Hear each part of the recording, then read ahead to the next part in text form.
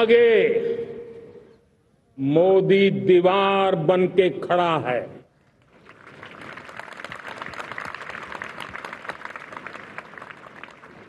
भारत अपने किसानों, अपने पशुपालकों, अपने मछुआरों के संबंध में कभी भी कोई समझौता नहीं स्वीकार करेगा।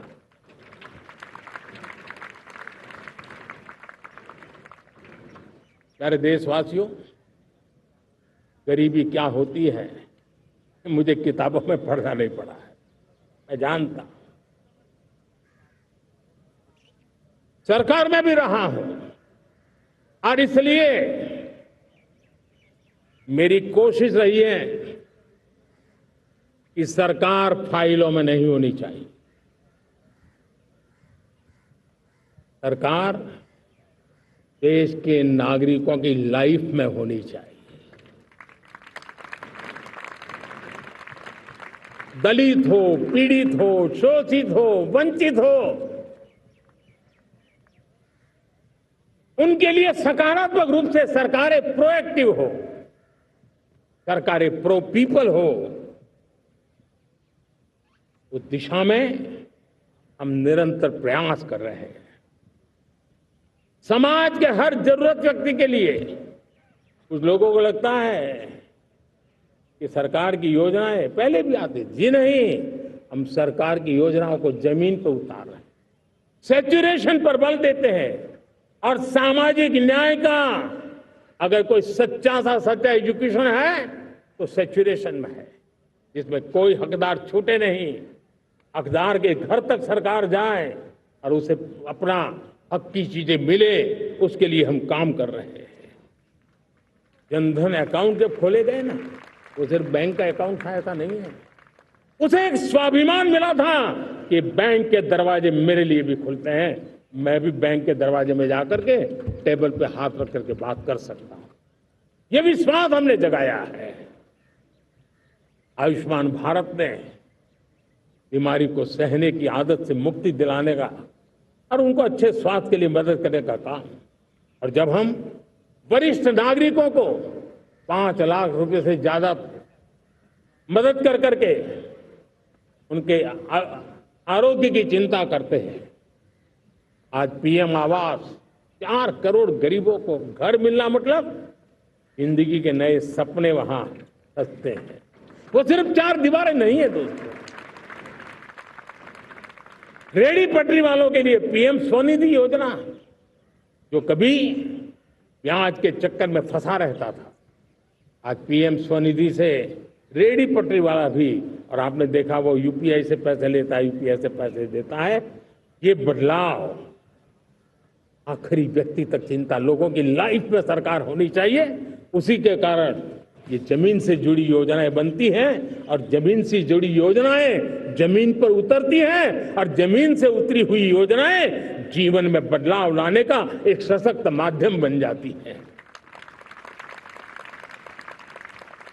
एक समय था, गरीब हो, पीड़ित हो, आदिवासी हो, वंचित हो, दिव्यांग हो, हमारी विधवा माताएं बहनें हो, अपने हक के लिए दर दर भटकते रहते थे।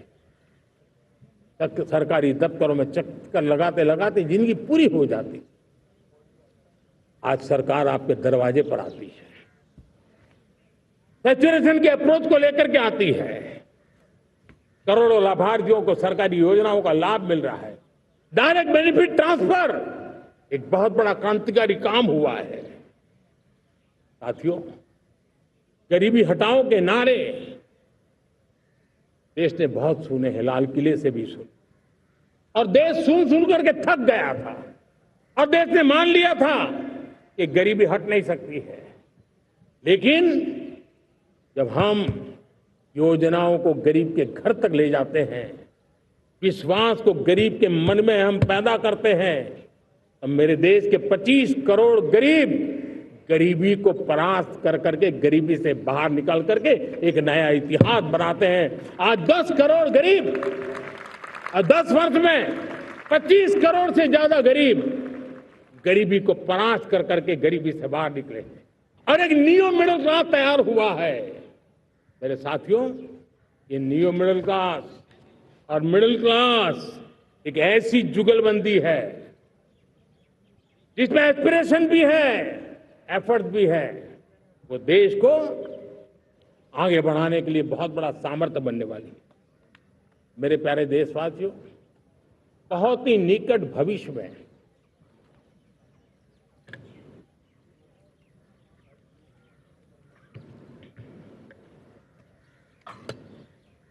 मेरे प्यारे देशवासियों, बहुत ही निकट भविष्य में महान समाज सुधारक महात्मा ज्योतिबा फुले जी की 200वीं जयंती आ रही है। हम उस जयंती के समारोह शुरू करने जा रहे हैं और महात्मा ज्योतिबा फुले के सिद्धांत, उन्होंने जो मंत्र दिए, उसमें हमारे लिए प्रेरणा है। पिछड़े को प्राथमिकता, पिछड़े को प्राथमिकता देते हुए हम परिवर्तन की ऊंचाइयों को प्राप्त करना चाहते हैं। हम इसके लिए परिश्रम की पराकाष्ठा करना चाहते हैं। हम पारदर्शी नीतियों के द्वारा पिछड़ों को प्राथमिकता, ये हम धरती पर उतारना चाहते हैं और पिछड़े के जीवन में उतारना चाहते हैं। साथियों, रेहड़ी पटरी वालों के लिए स्वनिधि योजना हो या हमारे हुनर वाले, हाथ से काम करने वाले विश्वकर्मा योजना की बात हो, आदिवासी में भी जो पिछड़े रह गए हैं उनके लिए पीएम जनधन की योजना की बात हो, हमारे पूर्वी भारत को विकास में पूरे देश के अंदर बराबरी में लाना और उनको नेतृत्व देने की दिशा में काम हो। हम सिर्फ समाज पिछड़े हो उनकी चिंता तक अटकने वाले नहीं है। जो क्षेत्र पिछड़े हैं उनको भी हम प्राथमिकता देना चाहते हैं। जो जिले पिछड़े रहे हैं हम उनको प्राथमिकता देना चाहते हैं। जो ब्लॉक पिछड़े रहे हैं उनको प्राथमिकता देना चाहते हैं। हमने 100 एस्पिरेशनल डिस्ट्रिक्ट, 500 एस्पिरेशनल ब्लॉक, उसी मिशन में काम किया है। हमने पूर्वी भारत के विकास के लिए हजारों करोड़ रुपए के इंफ्रास्ट्रक्चर के प्रोजेक्ट को बल दिया है। हमने पूर्वी भारत के जीवन को बदल करके देश की विकास यात्रा में भागीदार बनने का, मेरे प्यारे देशवासियों, जीवन हर क्षेत्र में विकास होना चाहिए। विकास के लिए खेल का भी महत्व होता है। और मुझे खुशी है कि एक जमाना था जहाँ बच्चे खेल में अगर समय लगाते तो माँ बाप ज्यादा पसंद नहीं करते थे।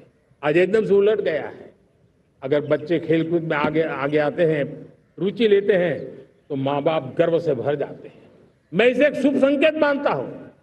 मेरे देश के परिवार के अंदर खेल को प्रोत्साहन का वातावरण मैं देखता हूं, मेरा मन गर्व से भर जाता है। मैं इसे देश के भविष्य के लिए बहुत शुभ संकेत मानता हूं।